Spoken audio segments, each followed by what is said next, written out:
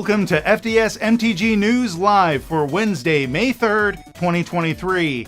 Today I'm coming to you live on the scene of one of the worst disasters in recent memory. No, this is not a green screen behind me. The mess you see is in fact real. This is what an addiction to a TCG looks like, folks. Kidding aside, the set behind me is a work in progress and shouldn't look like this in the future. I've been sprucing up the place and getting it ready for some videos I'm working on. In fact, I built this table right here behind me so I can magic better. And by some amazing stroke of luck, it's level. So that's a win. So this is going to be my new magic sorting desk area thing, and I'm in the middle of setting it up and I decided to leave it this way for the jokes mostly, and I'm lazy. Oh, that didn't go. March of the Machine Aftermath has been revealed. Officially this time. Yes, sorry, I'm still my own producer, so I still gotta figure out my own stuff. The weekly MTG stream this week covered the entirety of Aftermath's cards and answered some questions about the story. So I guess this segment is This Week in Magic. So I guess I need the graphic. There it is. Yeah, this week in Magic they covered all the cards. I won't be going over all of the cards because I'm still working out this live thing, and loading all these images into OBS ain't happening any at this point in time. Have you seen my desk? But I will highlight a few cards that I'm interested in. Spark Rupture. Spark Rupture is 2 and a white for an enchantment. When Spark Rupture enters the battlefield, draw a card. Each planeswalker with 1 or more loyalty counters on it loses all abilities and is a creature with power and toughness each equal to the number of loyalty counters on it. Yeah, that's going to be fun. Karn Legacy Reforged, which is going to be 5 colorless for a legendary artifact creature, Golem. Karn Legacy Reforged, power and toughness are each equal to the greatest value among artifacts you control. At the beginning of your upkeep, add a colorless for each artifact you control. This mana can't be spent to cast non-artifact spells. Until end of turn, you don't lose this mana as steps and phases end. And finally, we have Leyline Immersion, which is 3 and a green for an enchantment aura. Enchant legendary creature. Enchanted creature has ward 2 and tap, add 5 mana in any combination of colors. Spend this mana only to cast spells. Yeah, that is going to be fun to play. The story has also begun this week, so I'm going to talk about it a bit. So if you haven't read it, it's about to be spoiled, so be forewarned. But before I get into the story, I did want to talk about the sponsor of this video. It's MTG Cave. They currently have a Kickstarter running right now for a Revolutionizing the Hobby Desk, and I highly recommend you check it out. They have got a lot of great options over there for mini painting, TCG collecting and sorting, as well as things for Legos and other hobbies, so I highly recommend you check it out. Check out the link in the description down below, and be sure to use the code FDS at checkout. It'll get you 5% off checkout on their website. The Kickstarter, you don't get anything off. Sorry, I forgot. Need to be clear on that. But yeah, the FDS is for the website. You get 5% off. It helps out the channel. But also check out their Kickstarter as well. It's a lot of fun.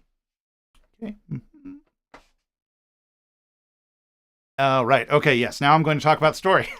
In the wake of the Phyrexian defeat, as well as Nissa and Ajani's Sparkle Cleanse, we have come to find that Teferi and Koth have lost their sparks and are just regular old people now. This is happening all over the multiverse for some reason.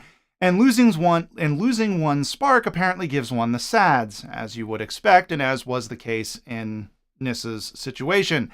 In Nahiri's situation, she got the mads, but let's face it, she had anger management issues prior to the whole Phyrexian thing.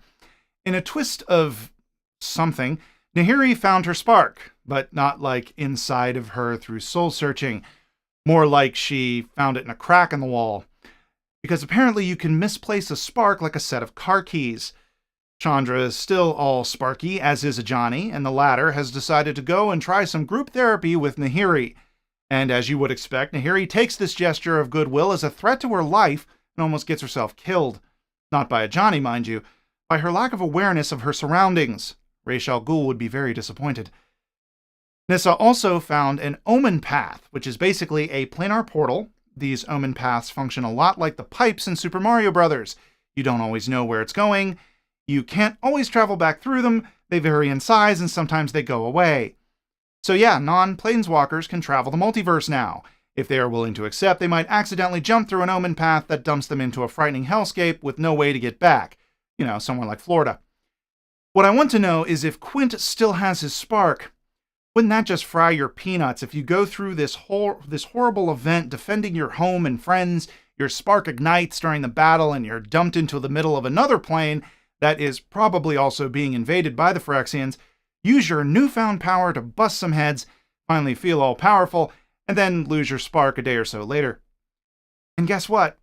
We're not going to find out for a bit, because the Nissa and Nahiri stories are all we're getting out of Aftermath. At least that's what I'm hearing on social media. I haven't found an official report of this yet, but those two stories are all we're getting. Mark Rosewater noted in his article this week that Aftermath was supposed to be like the stinger at the end of Marvel movies. And I think Commander Precons would probably have been a better bet with that, because it would have tamed expectations a bit. Also, that stinger anecdote should have been touted a bit more prior to the release, and at least a little louder, again, to set up expectations.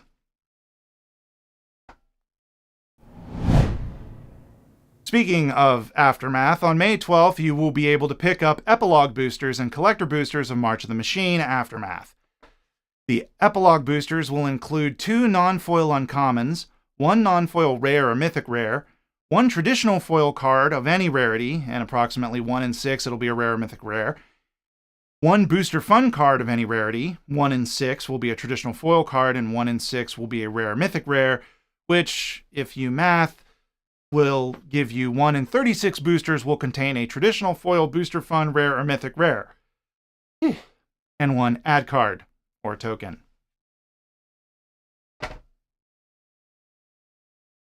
The collector boosters will include 1 traditional Halo foil uncommon, approximately 1 in 6 boosters contain a Halo foil, 1 foil etched uncommon, 1 traditional foil or rare, 1 foil rare or mythic rare, 1 non-foil or traditional foil extended art rare mythic rare.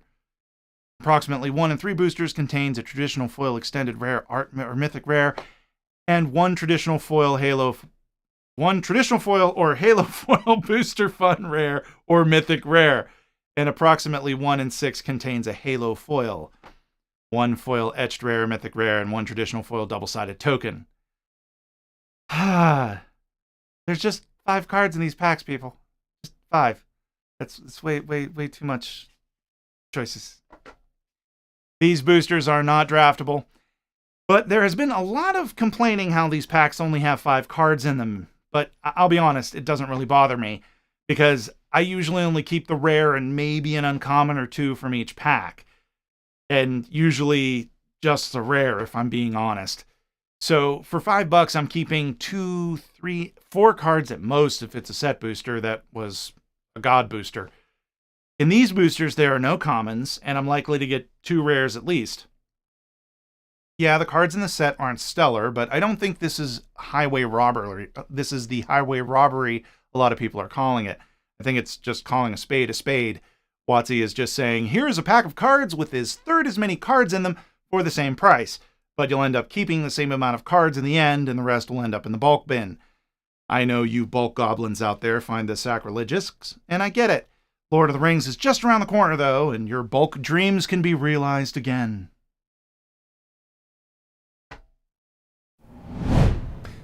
That about does it for today for the actual story portion. If you are in the chat, please stick around, because I will be chatting with you about the stories in the end.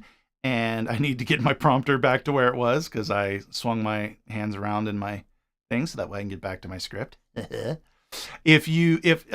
for those of you who are not watching this live, know that I'm streaming this live every week, Wednesdays at 9 p.m. Eastern, 6 p.m. Pacific. And if I've gotten to this part of the show and I'm not actively weeping, then I call that a win, and I plan on adding even more to what I'm doing here. Look out for the edited news dropping on Fridays. That'll start happening soon. The regular FDS show moving to Mondays or Tuesdays. I haven't decided yet. And also, don't forget to check me out on TikTok and Twitter. If you want to support what I do here, check out my Patreon, join here on YouTube, or buy me a booster pack with the Ko-Fi link below. Thank you so much for watching, and have a wonderful day. And chat, I'll be with you in just a second. Actually, I'll be with you right now. I don't have a transition. All right, let's read what's going on in the chat here. Okay. Nice. Nice. Okay, Max, she said, nice, I made it on time this time. Greetings from Okinawa. Greetings from Virginia. And yeah, not only you made it on time, I made it on time, which was kind of an amazing thing. Yeah, I know that I got in the please don't let me get into mini painting, Nate. I don't think my wallet could handle this. MTech Cave accessories look awesome though. Yeah, the mini painting thing, I started getting into mini painting during the pandemic. And yeah, I was joking around, anything to keep from day drinking. And yeah, I've got a big old pile. An extra set of spicy Commander precons for Aftermath would have been awesome instead of booster products that nobody seems to care about. Yeah, I completely agree. I don't know what they're testing out products. That's what they're doing. They're testing products. They're trying to see what's going to work, what's not. I honestly think they bit off more than they could chew. I think they thought that this was a good place to test this product out, but I predict it's going to be a pretty big failure. In fact, as the revealing of the cards or the leaking of the cards last week, I think ended up saving us a lot of money. Yeah, I think a lot of people would have canceled their pre-orders after them revealing the cards, but yeah, that the leak just gave us a week extra of planning with that, what we're going to do with that money. So many choices. I have so much bulk. Yes, Chris O, so many choices and I have so much bulk. Yeah, I had so much bulk. I want to say, honestly, it was over 20,000 cards. It was insane. And finally I realized, yeah, Terramorphic Expanse is never going to be worth more than $5. And no, worth more than 25 cents, really, if I'm being honest. And I would much rather just buy it from the store if I need it for a deck. And yeah, so that's what I did, because it was just too much. Now I imagine a bulk goblin gobbling up cheap bulks like a madman. Yes, that's true. Actually, me too. DM Dingo, how are you? I'm doing great. How are you doing? You doing okay? I'm going to wait for the chat.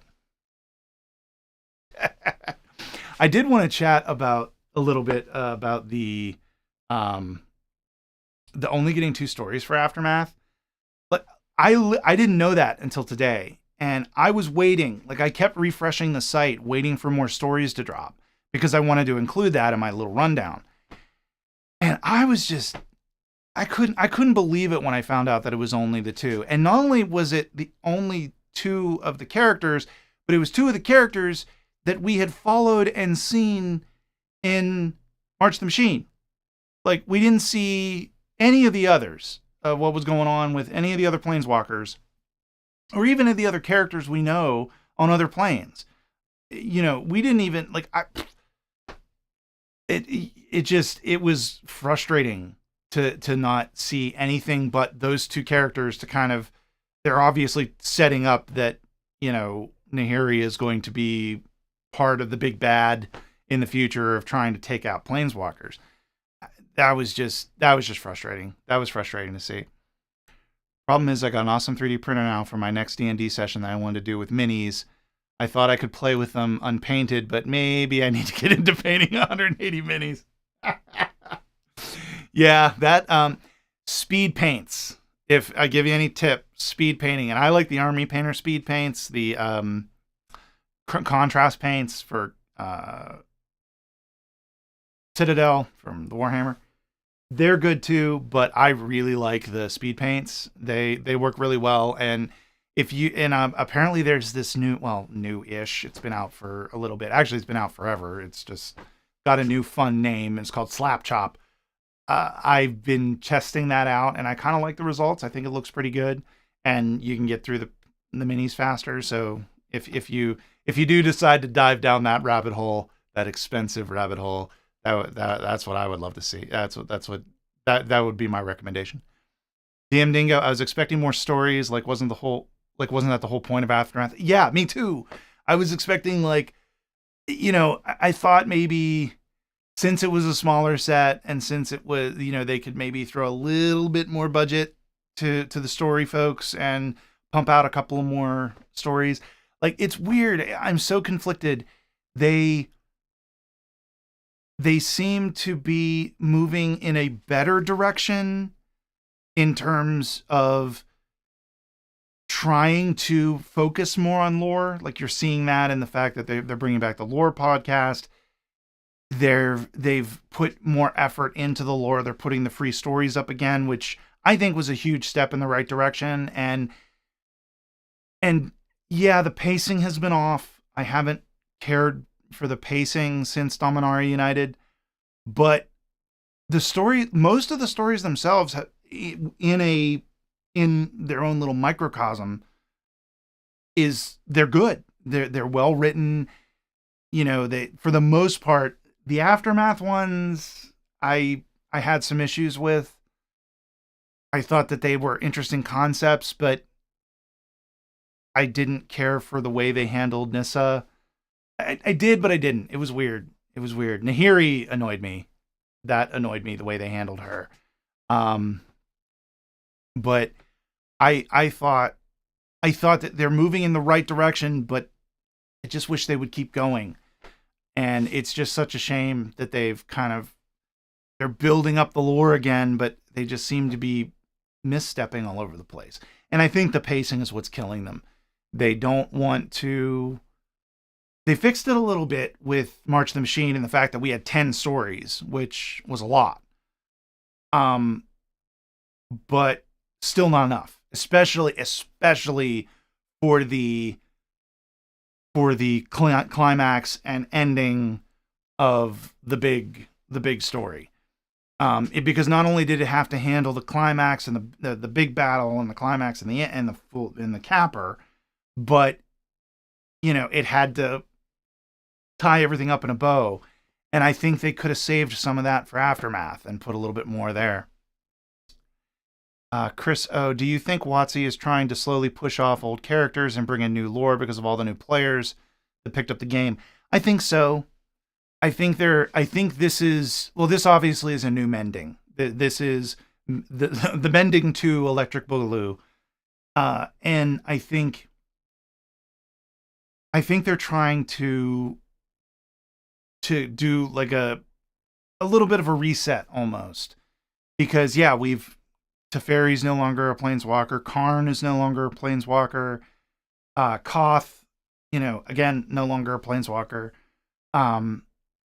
Chandra still is, but I kind of knew Chandra would be. I would imagine Jace probably is. He's probably alive off somewhere. Same with Vraska. They're probably still all planeswalked up, just because they have kind of been the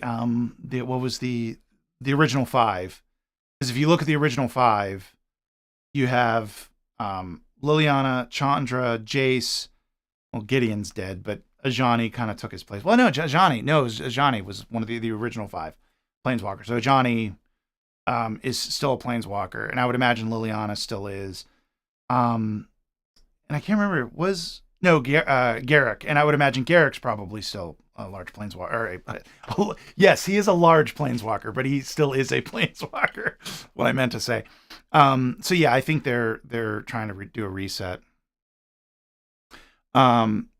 Max, I never really cared for and read the story for MTG. What would you recommend new players to do? Where should one start? Oh, that's hard.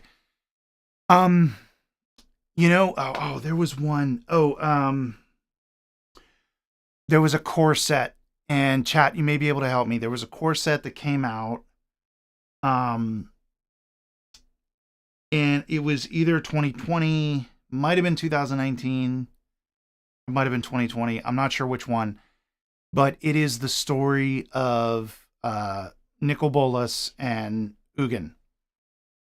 And it is some of the best fantasy writing I have ever read in my life. It's only a couple of like it's free stories. You can find them on the website. I want to say there's only 5. There might be more, but they're fantastic. My wife loves reading and fantasy reading, and I got her to read them, and she loved them. So yeah, highly recommend those. Um, if you're trying to get within the lore, I would definitely start on the website and just find stories of planes that you're interested in. The Tarkir stories are pretty good. Um, and the story for Dominaria was pretty good. That was when it started to get a little, and they tried moving it towards books and having people buy books, and that was a big old disaster. And then they pissed off Brandon Sanderson, which makes me mad. Chriso, like, backburner the traditional characters like the Gatewatch and try new storylines and new lore moving forward. Yeah, I think they're definitely dismantling it. A lot of people like to compare the MTG story with the Marvel thing, and I think that's fair. You know, I think folks at Wizards get a little annoyed and bristle at that, but they do it. Like, they compare. Like, hell, Mark Rosewater said that the Aftermath was like a stinger for Marvel movies. So they make these comparisons, and they obviously, if you look at the timeline, they were writing the stories for these sets when Infinity War and Endgame came out. You know, like, I sense an influence. And what's happening with Avengers right now? Like, they're setting up a new Captain America.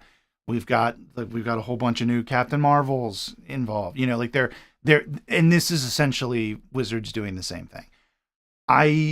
Whether that's a good idea or bad idea, I don't know. I don't know. They did.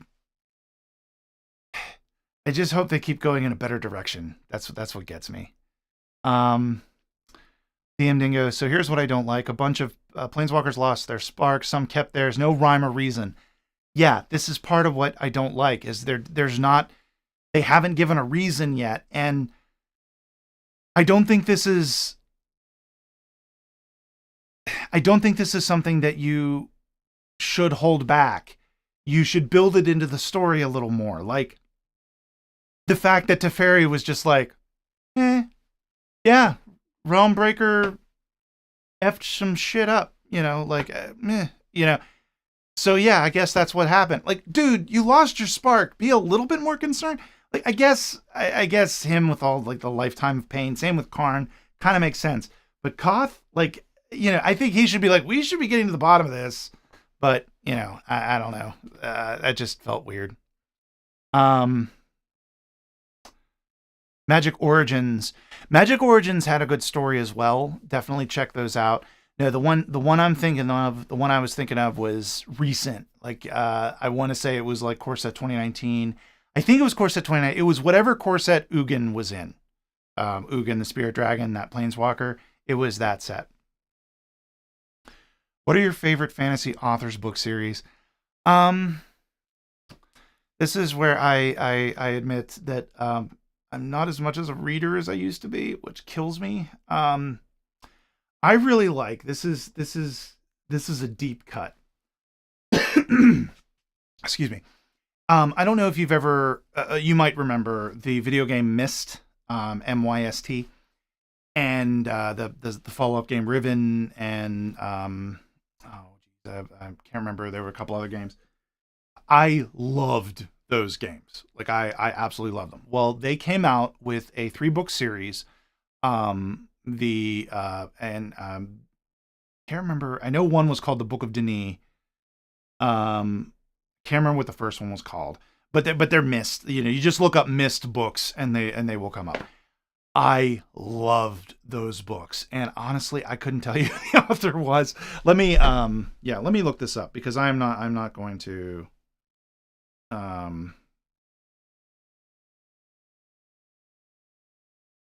Okay. Okay. Yeah. So it was Myst, Book of Atrus, who's the main character. Then Mist Book of Tiana, and then the third one was Mist Book of Denis.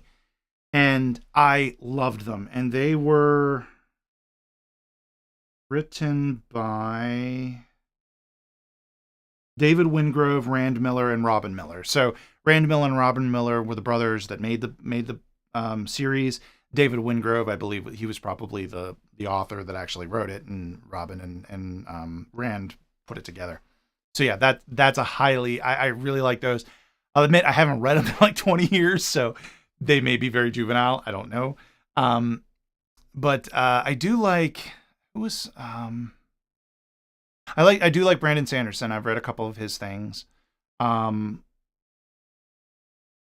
that's basically that was basically an extremely long-winded answer to that question.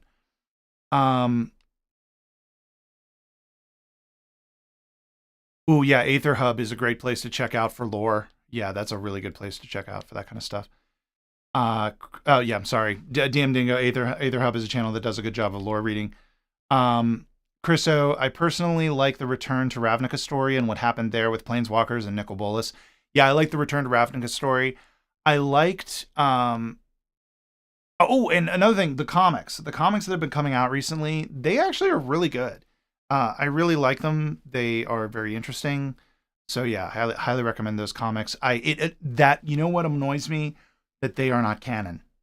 It drives me bananas that they put all this effort into making comics and then they don't make them canon. That makes no sense to me. I don't know why. Maybe it's because that creative team is outside of the Wizards creative team and they don't like that. I don't know, but Max, DM Dingo, that sounds interesting. I'm going to check that out. DM Dingo, so wasn't Harry trapped in the Sky Clay for over a month? Does she not eat? Yeah, they mentioned something in the story that apparently there were like little skittering creatures, and she would catch one with her lithomancy, and then like, because she can make rock hot, she would just heat it up so it would just cook it right there, and then she'd eat it. Yeah, it's gross.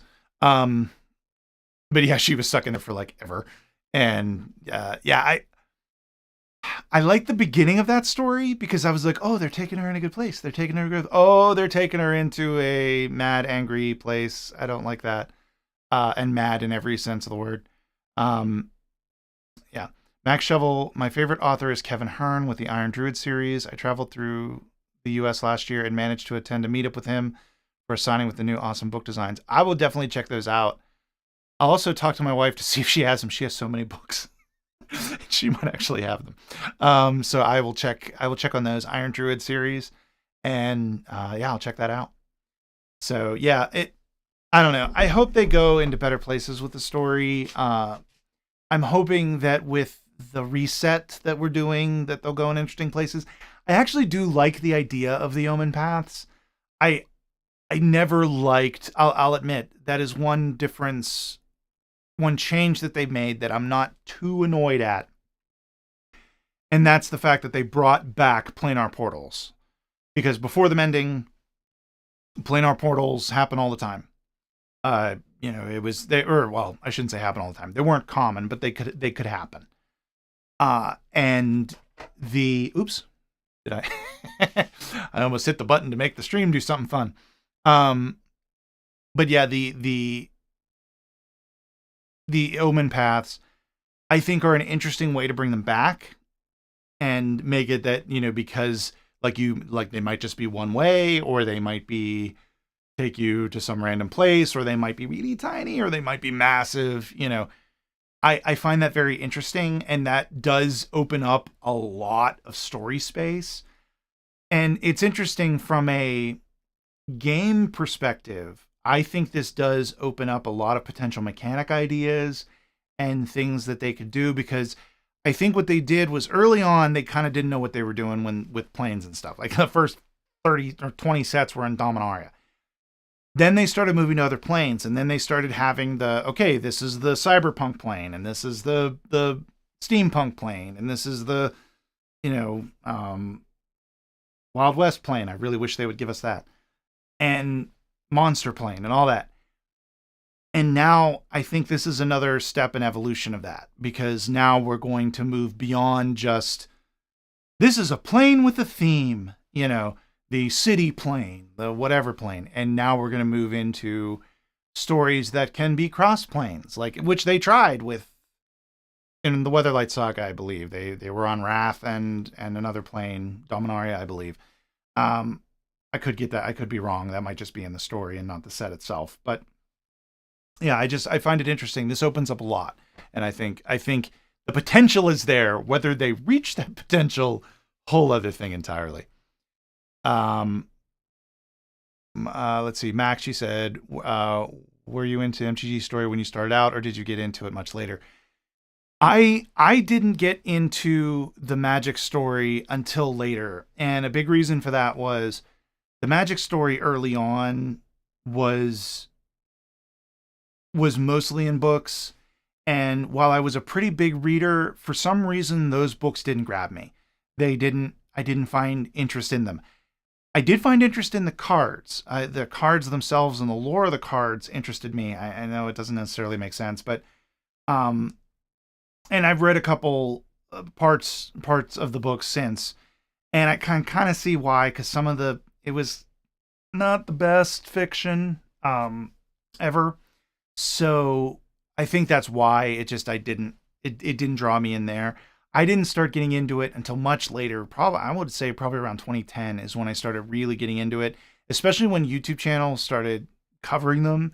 I know early on, what's his name? The Manosaurus, Wedge, did a bunch of series on the lore, and usually his stuff was about weird stuff about the lore, but it was that series that really pulled me in further, even more. And it's in fact his stories there is actually what got me really interested in the character of Karn, because Karn is one of my favorite characters up there with Ajani, and a big reason for Karn is that he's kind of a pacifist. You know, he had to kill somebody sometime, and it made him feel horrendous.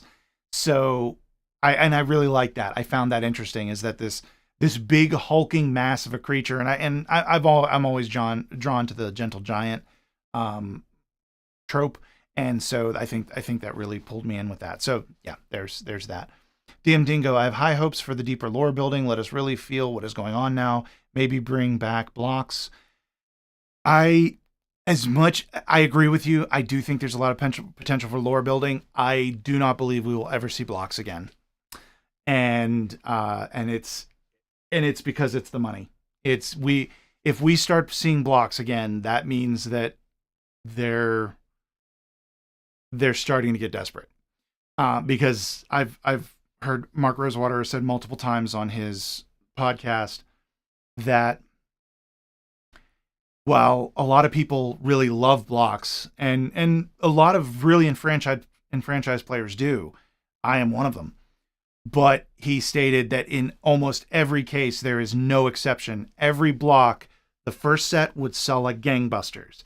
The second set would sell a little bit. Third set would sell like half as much as the first set did. And there was no deviation from that. It was just that bad every set. So they realized, and that's why they did that whole shimmy thing with blocks later around the Battle for Zendikar time, because they realized that it's smarter for them from a financial perspective to just make big sets. And what Guilds of Ravnica Allegiances, and War of the Spark taught them is that they can do blocks and still make a lot of money. And what they're learning now is by treating every set as a big set and treating them a little bit more like blocks with the mechanics. Good example would be Innistrad's Crimson Vow and Midnight Hunt. They can make all of the big sets like blocks. So I think we're going to see more of that going forward, but I don't think we're ever going to see blocks as a whole like we did before. So sorry, that's my dissertation on blocks. DM Dingo, hasn't it been 1,000+ years since the mending? Yeah, it's been a really long time. It's been over 1,000, I believe. DM Dingo, Iron Giant is Karn's secret lair. That would be awesome. Iron Giant, Karn, like the Iron Giant is like in the Karn thing would be amazing. I would love that. Um, yeah, Karn's just one of my favorite characters. I just really like him. And I think they handled him fairly well. I'm a little sad they sidelined him for Phyrexia will be one. They basically were like, okay, he's strapped to a thing for the whole um he's in bondage the entire time essentially. That bummed me out a little bit, but yeah, he's one of my favorite characters. I was a little frustrated with him at the beginning of Dominaria United, where he was kind of like, I can't let them know what I'm working on. I can't, he spent like the whole couple first stories basically being like, I can't tell anyone about this. And then he finds Shieldred and he's like, shit, I gotta tell somebody about this. So yeah. I think that's about it for today, folks. I'm gonna go ahead and wrap it up because I had a long day and I need to go to bed. So thank you so much for you all joining me today. I really appreciate it. Join me next week. I will be here again next week doing this again, chatting again, and giving long dissertations if you want me to about this game, because I know a lot about it and I'm not bragging. That's it's a side effect of an obsession. An obsession. All right, y'all. Thank you so much for watching. And oh wait, we got to honestly, Karn should have gone like Ren. Yeah, you're pulling me back into the thing. Yeah, I really liked how they handled that with Ren. But yeah, I could see them, and I wouldn't have been mad. I wouldn't have been mad. But yeah, I see that. And also, I'd like to point out Ren, Tree Dryad, Groot. I'm just saying the parallels are they're kind of close. Okay, y'all. Thank you so much. Y'all have a wonderful day.